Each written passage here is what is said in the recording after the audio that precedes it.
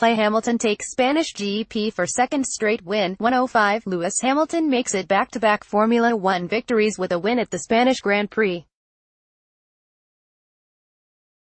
105. Barcelona, Spain. ESPN rounds up the main talking points from the Spanish Grand Prix, a race where Lewis Hamilton dominated from the opening lap to claim a second victory in 2018. Shock? Ferrari will have a lot of questions to answer on Monday morning in Maranello.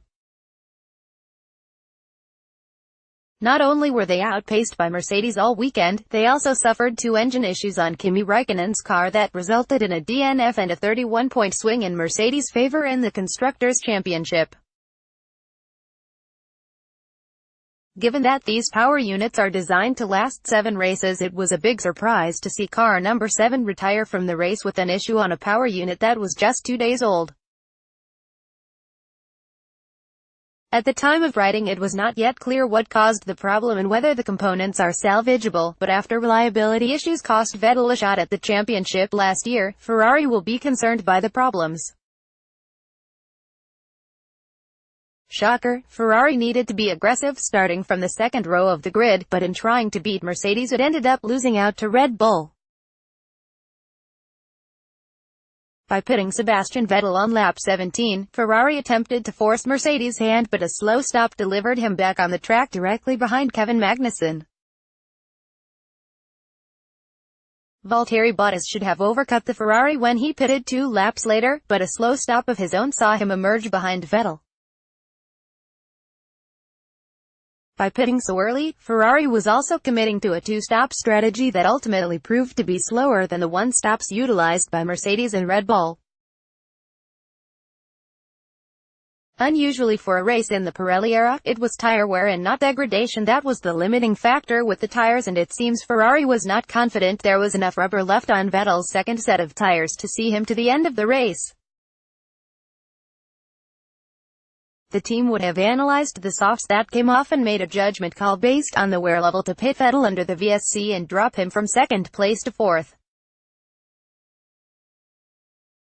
There would have been some hope the new mediums would offer a performance advantage, but given the low degradation and the relatively new tires on Verstappen's car, it didn't transpire.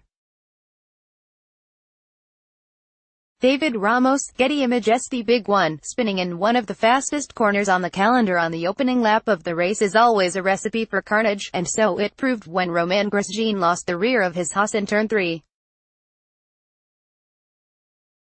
It seemed as though he was caught out by Kevin Magnussen suffering a twitch in front, causing his car to do the same as it was stripped of downforce by the wake of dirty air coming from its sister car in front. Grosjean kept his foot in the throttle as he ran wide, causing his Haas to swap ends and collect Nico Hülkenberg and Pierre Gasly in a huge accident. Fortunately no one was injured, but Grosjean will devastated as his pointless run of races continues. Verstappen flies with clipped wing, despite losing his front wing and played in a collision with Stroll following a virtual safety car. Verstappen looked incredibly racy in the final few laps. The clipped wing was expected to give Vettel behind him a free pass back to a podium, but instead Verstappen pulled away and closed in significantly on Bottas in the final few laps.